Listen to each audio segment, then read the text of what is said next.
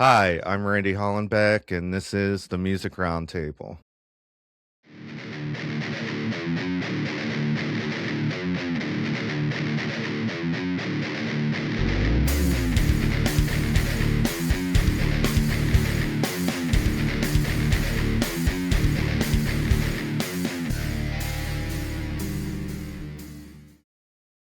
Today on the show, we have singer-songwriter Lorelai Paige. Hi. Sitting in the basement, watching the time tick, disappearing without a trace. Wonder if this house is haunted by the ghosts of wasted potential and grace. Can you start to see it? Can you start to see it? Can you see it on my face? Can you start to see it? Can you start to see it? Can you see it on my face?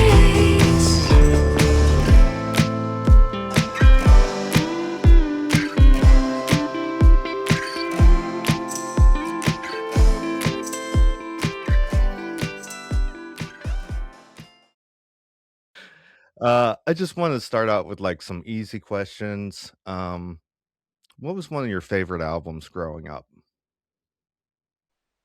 Oh, that's a good question. I never have just one. Like I never have a favorite artist or a favorite song. I love so much music in so many different genres.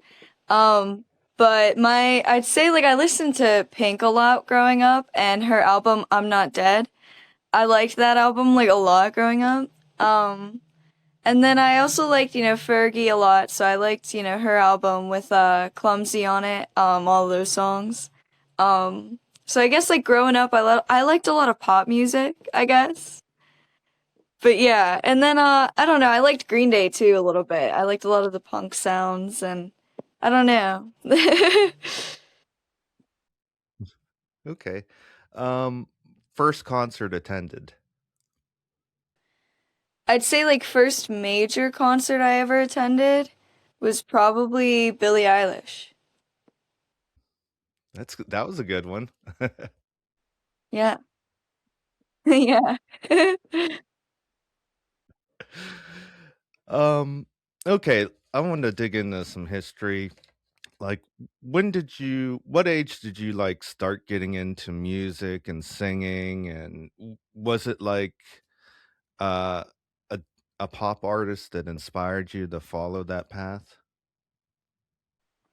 Honestly, music, it kind of just happened. I feel like I've had it my entire life. I've used it as an outlet. And I wouldn't say that one artist or one group really specifically inspired me to do music. I think me just always being a part of like, dancing and singing and just that was always incorporated in my life and I feel like, it just kind of happened that I wanted to naturally become a musician. Okay. And when did you like start writing songs and stuff? As early as I can remember, really. There are songs that I've written that I've actually like recorded and then released years later, from like my childhood. The earliest I can really remember, like specific, like age-wise, would be in elementary school, probably towards the end, maybe fourth grade. Okay. Uh, did you start playing an instrument or anything like that? Whenever I was smaller, yeah, like yes and no. I had a kind of a complicated family history, so my family didn't really give me opportunities to really explore playing instruments. That came much later in life, but by the time I was about 15, 16 years old, I ended up picking up the guitar and ukulele and a little bit of piano. Okay. And did you learn it by yourself, or did you have like an instructor teach you? It was mostly self-taught, but I did ask questions with anybody who knew how to play really anything, and I always put myself in rooms where, jam bands were going on and people were helping each other out and teaching each other. So, yes, mostly self-taught. There wasn't one specific person who really taught me. Um, Unless you incorporate like singing, I'd say in choir when I was in high school. My chorus teacher, Miss Williams at Hempfield, she definitely taught me a lot with my voice. But with instruments, not really. I feel like I just kind of explored it on my own and then just asked questions and put myself in rooms with people who knew the answers. Okay. Um, so who would you say some of your, like, musical influences are? um, I would say right now I've been listening to a lot of Dominic Fike and Mac Miller, Frank Ocean, kind of that sound. But growing up, pop was a huge influence on my life. I listened to the charts. 96.1 was always playing on my little radio, and I loved Katy Perry. Ended up loving Billie Eilish growing up, and I don't know, pop always has a big place in my heart, but it's not the only genre I listen to. I listen to a lot of folk, like Camp, Mountjoy, Shaky Graves, and then I'll listen to, like the rap, hip hop kind of genre, because I was super huge into Mac Miller for years, and so that, got me into that sound, and then I always loved grunge and like Nirvana, Third Eye Blind, and, that kept a big place in my heart as well, and that led me to learning electric guitar and a little bit of bass like growing up. And yeah, so not one specific thing inspired me directly, I'd say. Like it's not like I have pop music that I want to do for the rest of my life. It's mostly just music, I love genres. I love bending genres and exploring and experimenting. So, but yeah. Hmm, awesome. Now, uh, what made you choose m to follow music as a career path? Like, what you're like, I wanna do this. This is what I wanna do for sure." When was that? As soon as I feel like I open my eyes. Being born, there was never a time in my life I didn't want to do music. There was never a point in my life where I was even considering myself not doing it. And I had backup plans, I grew up always having backup plans for things. So I've always had ideas like, oh, maybe I'll do something different with my life, but I'm always gonna still do music. And I feel like whenever I finally was old enough to end up supporting myself and chasing this dream I have, it really just set in stone for me that yes, this is exactly what I'm supposed to be doing. Yeah, because it was kinda like you knew it, and it was flowing through you, and that's like, your whole life was like music. I need to do this. I love it. I love writing and making up songs and stuff like that, you know? Yeah. And dancing. I was a cheerleader growing up for a little while. By the time middle school came around, I quit because I felt like for me it was all about dancing and it changed. I feel like in high school, a lot of the people who were going to be that kind of person, like it wasn't the same thing. I didn't want to cheer on a team. I just wanted to dance. And then I did ballet whenever I was like really, really little. And I remember it was only like a short period of time, but that stuck with me for the rest of my life. And being a performer and being in front of people, sometimes I get a little shy about it, but I feel like that's always what I've been meant to do. Okay. Speaking of shyness, do you ever get stage fright? Yes. Sometimes I don't. But recently it's weird. I had my album release show February 7th, and before the show started, I was so sick. I was freaking out the whole time. My stomach was just not okay. But the second I was on stage, the second the microphone was in my hand, gone. It was like never even happened. But I don't know, it's strange. It's been changing, I feel like, the way the fear actually affects me. When I first started, I would just shake and like I couldn't even sing, I was just shaking. I got over that and then I started getting migraines before shows and I started getting like sweats and like freaking out that way. And then I got over that and I guess now it's just me getting, my stomach flipping and feeling like I'm gonna throw up before I go on stage. But we're gonna get over that.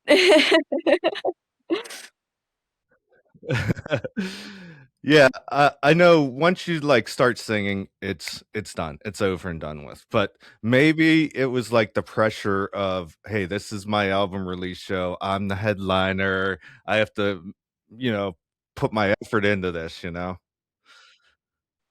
Yeah. I feel like that definitely it was a big moment. Some of those songs I've never performed before. A lot of them I have. I always play and release music. That's I don't care. Go ahead and leak my music. It's the internet anyway. Like everything's out there. I love showing people my songs before it's done too because they get to see it develop. But some of these songs I never did because I needed a full band for my final song. And I never had one to really, well, I had bands that I could, but like I never had a show where I actually dedicated a space because I'm not about to ask a band to only play one song for every single show. And but yeah, it's kind of I don't know, things just coming together, it being a big show, having a band there. So many people came like from all different types of areas that like I've grown up in and places that I've been, like people from all sorts of my life kind of just showed up in one room. So I feel like all of that kind of just I don't know, probably got to me a little bit.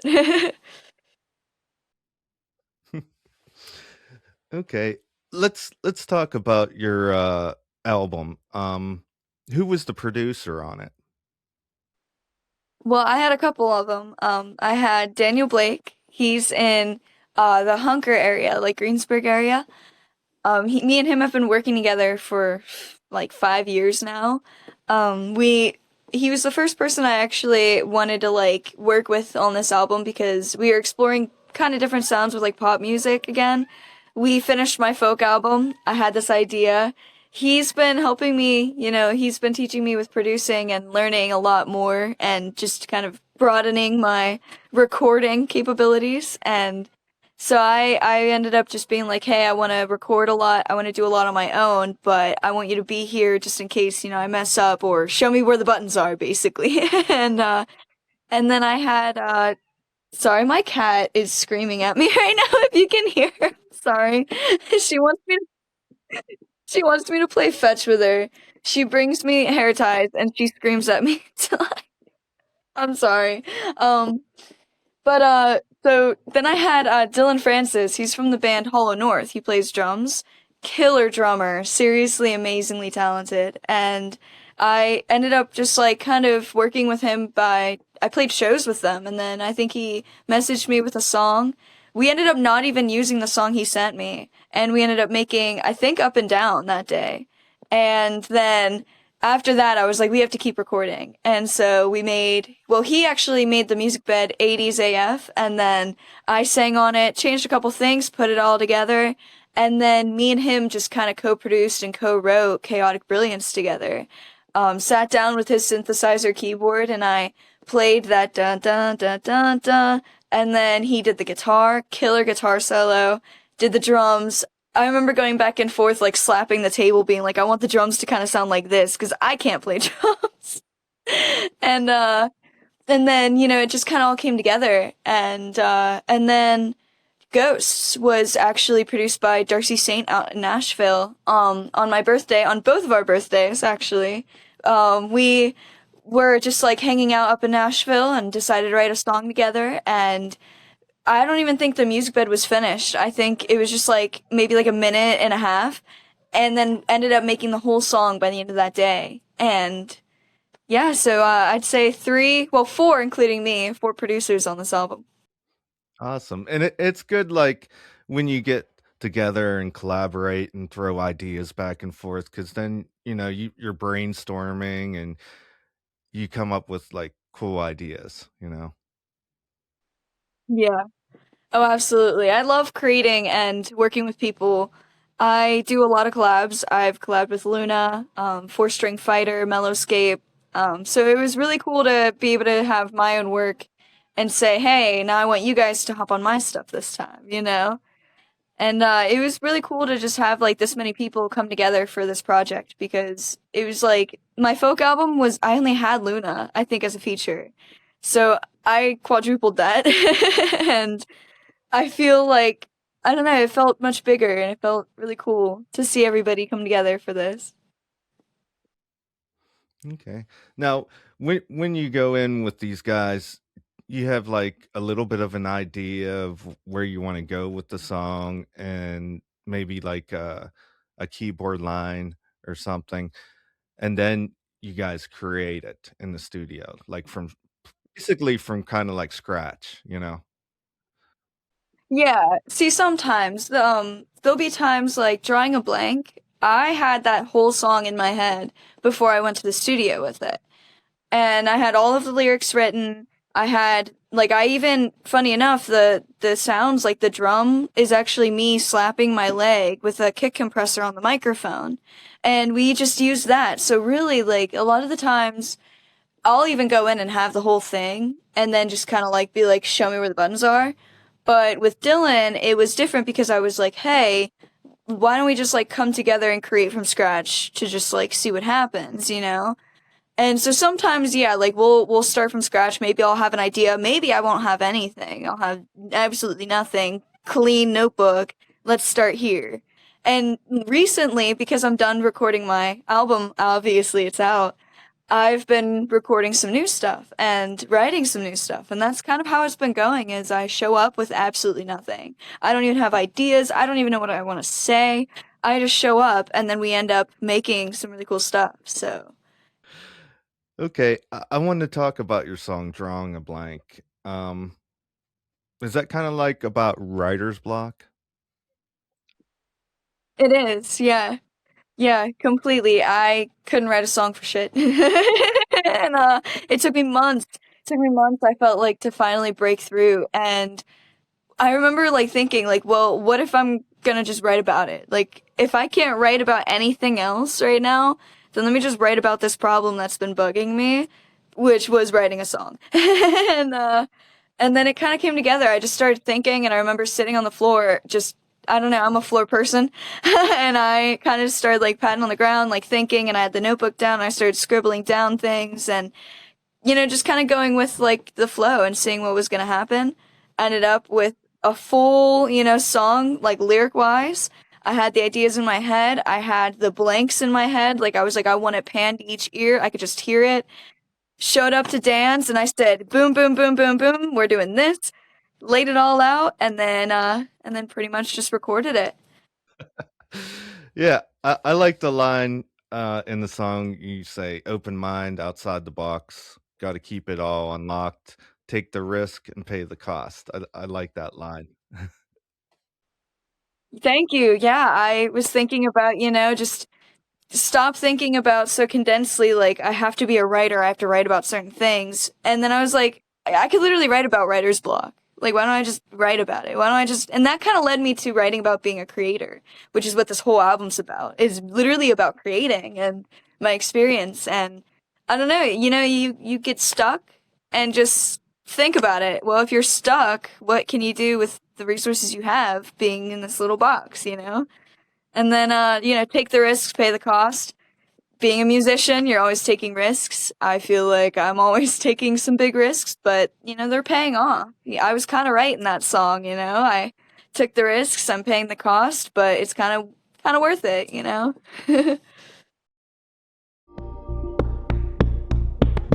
There's no words left to say when you're drawing a blank. You keep an open space, hoping for that break. You don't know what is next, but you can't sit and wait. Keep staring at the page, but you keep drawing a blank, blank, blank. You keep drawing a blank, blank, blank.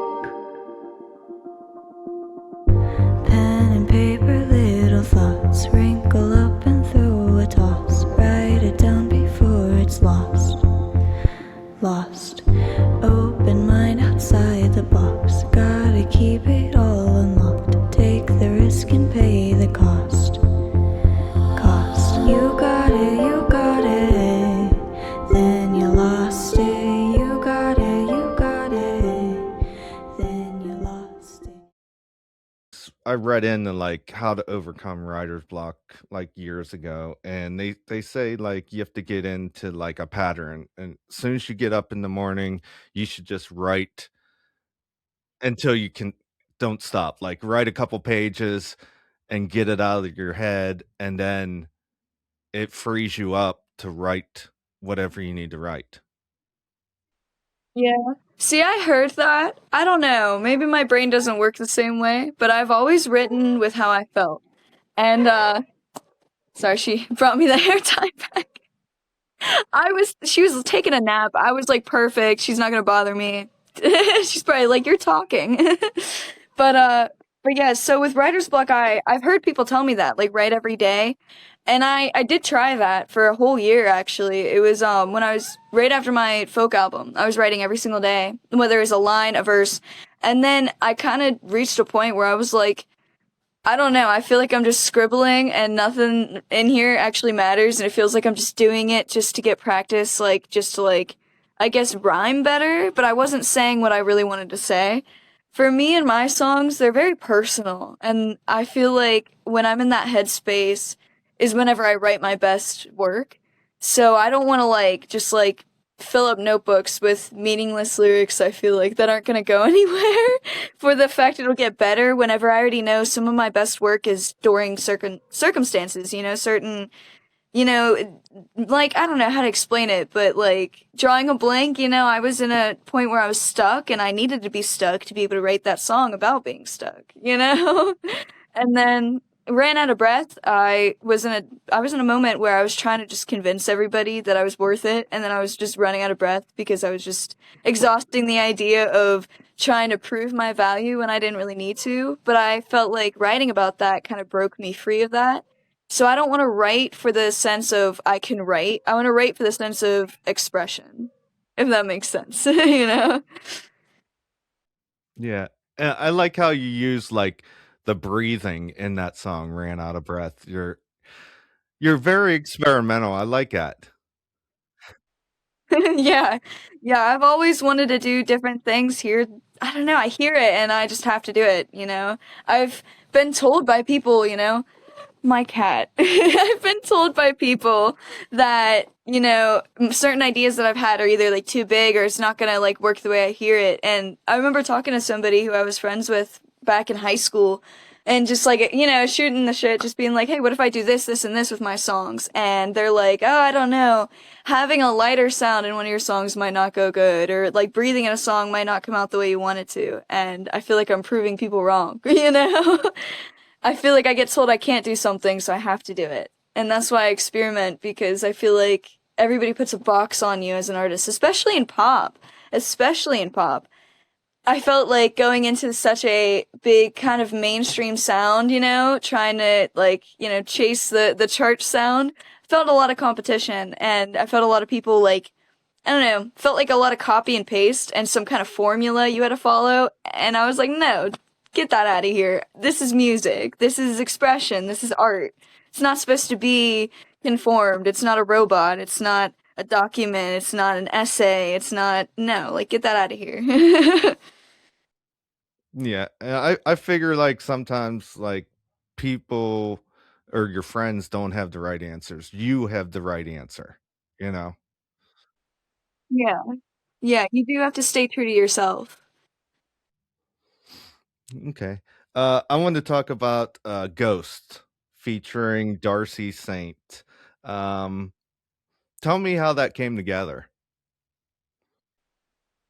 So, we share a birthday, and I went out to Nashville on my 22nd birthday last year. And I remember being like, hey, I'm in Nashville, want to make a song?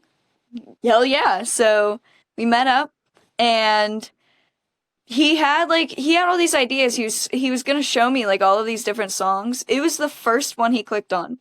The very first one he clicked on was Ghost. It was like a minute and a half of the instrumental bed.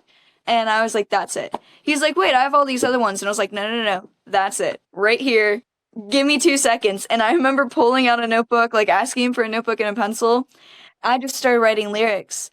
And we started talking about just, you know, how we felt like what we've been up to lately, how music really has been going on, the difference between Nashville and Pittsburgh music scenes, and then we both kind of just started talking about like, the leveling up and all kinds of things. She needs a show, I swear. That cat. If you ever want a Maine Coon, this is what you got to deal with all the time. But yeah, Ghost. So Nashville, yeah, we were talking about leveling up and the industry and kind of making it like a house, And the lyrics sitting in the basement watching the time tick, it felt like, for a lot of my own personal career, I threw a lot of it away when I was really young because I didn't know what I wanted. I didn't know what sound I wanted to do, didn't know what questions to ask. I was just a girl with a guitar and I felt like I was wasting a lot of my life because I just didn't know what to do. I didn't know how to level up. And then, throughout the song, we just talk about like, just, the ball and chain, like in his verse, like holding himself back. He has to get out of his own way. And I feel like that's very true for me, even me personally. I feel like I was in my own way. I was scared. I was kind of shy. I didn't know where to go or what to do or what rooms to put myself in or who to ask questions to. And I feel like I had to like jump over that, that little barrier in myself to be able to like say, yes, you don't know anything, but you don't know anything. You just go for it, see what happens. If you sit here and keep questioning, you're never going to find a single answer. You're just going to find more questions.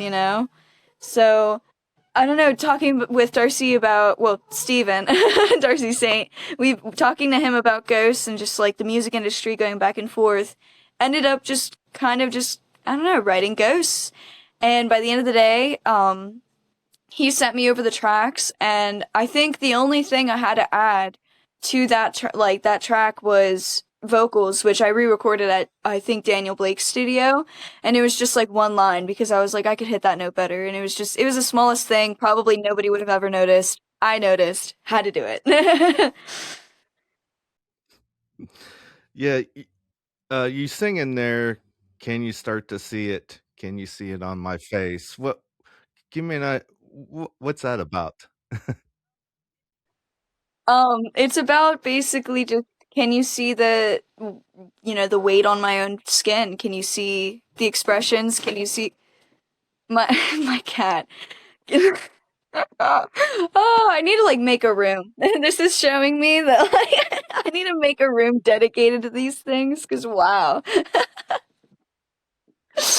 But yeah, so can you start to see it on my face is directly just when you see me as a performer, when you see me as an artist, do you see all of this house behind me, the leveling up, the struggle, the wasted potential, the time just ticking? Do you see that? Like, what do you see whenever you see me, And when we're going back and forth about what ghosts even is, wonder if this house is haunted by the ghosts of wasted potential and grace.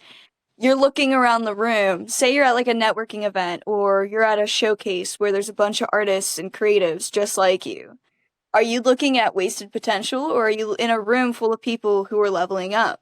And if they're looking at you, do they see you as somebody who's leveling up or do they see you as somebody with all of this weight just planted right on their face, Replay the sound in your head so you won't forget destination, it's clear. Look at what happens when you're not committed. Their souls all taken up inside these cages. You're in it for the right reasons, just waiting to go up those stairs. Sitting in the basement, watching the time tick, disappearing without a trace. Wonder if this house is haunted by the ghosts of wasted potential and grace. Can you start to see it? Can you start to see it? Can you see it on my face?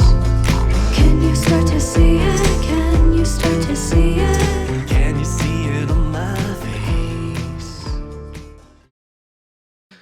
Okay, so how long did it take you to record this whole album?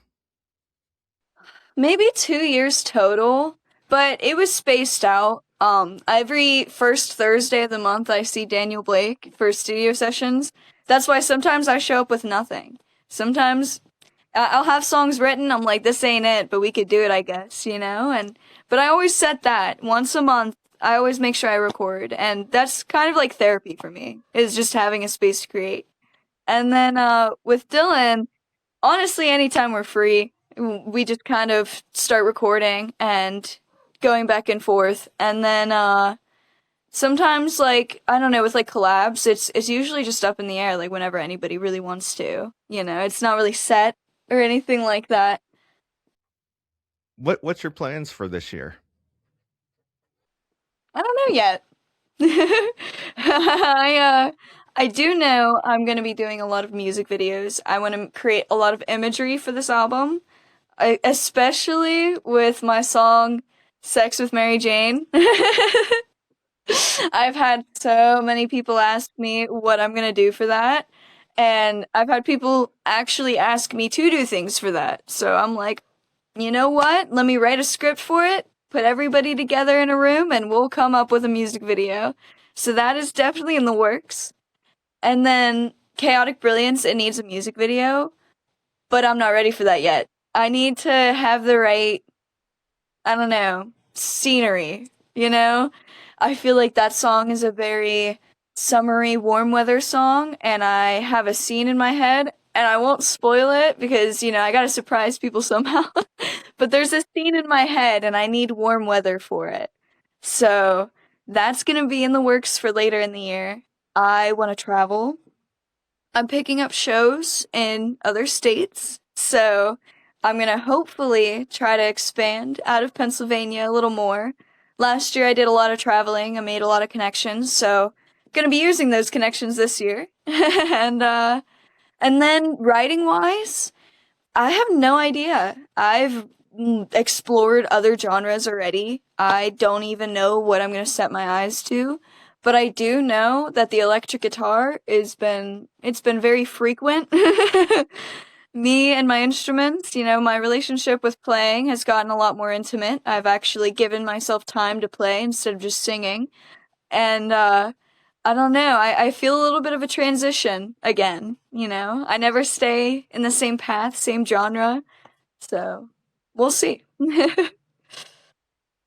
Yeah, sometimes it gets monotonous. I don't like monotony, same thing over and over. I like to spread out and experiment and do different things, you know? Yeah. Plus, there's so much music out there that I don't ever want to create the same thing over and over again.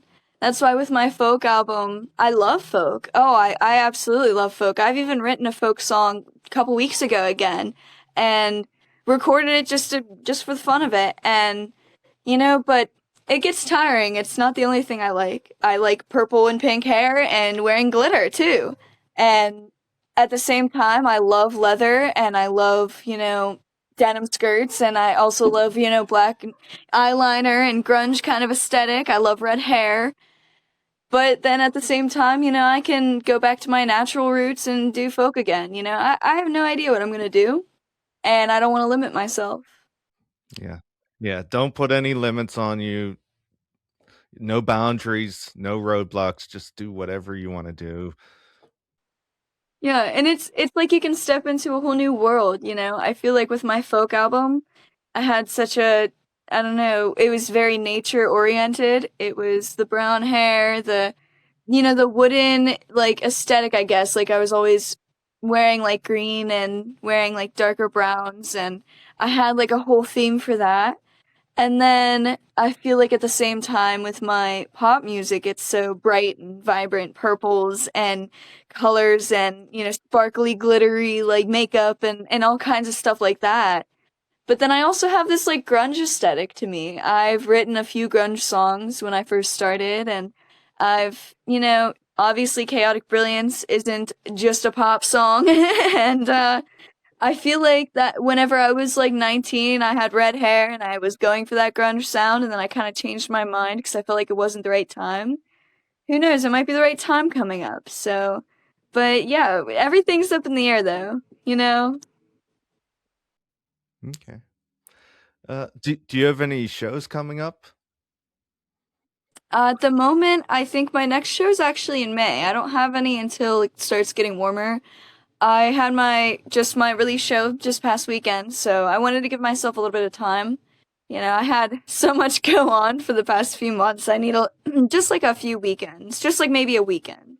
And then I'll be back to trying to figure out what I'm going to do with shows, but for the meantime, I want to focus with like social media. They love TikTok and I feel like everybody around me is saying get on TikTok and post every single day. So we're going to try. Music videos are my niche. I don't really like content creation where it's, sit down in front of the camera. I struggle with talking to a camera alone, but with creating music videos and I don't know, creating like a whole new world for yourself, like that's why I love music videos. It's like stepping into a new atmosphere, a little escape and I don't know, I want to do that more for sure. And yeah, and then write. But with shows in the summertime, I have a couple shows lined up in Pittsburgh, but then I'm going out of state. Okay. I've been talking to like a couple national bands, and I asked them about content creation, and they don't want to do the fakeness of just staring at the video. They've been doing like authentic type of videos, just with them hanging out, with their friends, having fun. Yeah. Yeah. There's a content creator I know named Tally, and she has definitely been one of my biggest inspirations when it comes to content creation. And she's been helping me a lot with the authenticity and being true to yourself, especially on camera. So I 100% agree. I want it to be authentic. I want it to be real in the moment. I don't want to have to rehearse and stage things. I want it to be, you know, like you're here with me, like you're experiencing this with me because you are. Like I'm growing. I've been called this 3 times in the past month, so I'm gonna finally say it. I'm a climbing star, maybe, possibly, and if I'm on this big journey that's ahead of me, I want people to be able to experience that with me. I want the excitement. I'm excited. I feel like this is like the biggest, brightest part of my life so far. I've never felt this vibrant, and I want everybody to kind of feel that too. Everybody who's worked with me, photographers, even people who've just shown up at my shows. I want them to feel like they are a part of this. Okay. Um, For your album release show, did you like reach out to your friends for the lineup and stuff? Did you put together that lineup? The line. Oh, yeah, my openers. Yeah. So Luna and Melina. I reached out to Luna because we had written Window Pane together, and we did a few shows together. Super sweet folk artist. She is extremely talented. I love her voice, and I knew because I had opened for her in the past, I wanted her to open for me for this album for sure. Even though it was pop, like she 100% started with like, was there for the start of me, I should say. Yeah, like there since the beginning. And then Melina, she's a more recent connection, but she has, I don't know, the same kind of vibrancy that I feel, and I love her punk sound. I love her acoustic songs. I love her band songs. I absolutely love what she's doing in the scene. So I reached out to her and I was like, you know what, you girls are literally fantastic, and I want you guys to like be here in this moment and open for me because I don't know, it felt perfect to have such a strong lineup of very strong women in this music scene who explore, not just like folk, and not just like, punk. Like they explored pop or they explored like different genres and they don't fit in a box. They are themselves. Awesome. Um, how can we get a hold of you? Facebook, Instagram? Yeah, Lorelai Page, Lorelai. It is on Instagram, Facebook, YouTube, TikTok, anywhere you want social media, anywhere you want to see my face on your screen, Lorelai Page.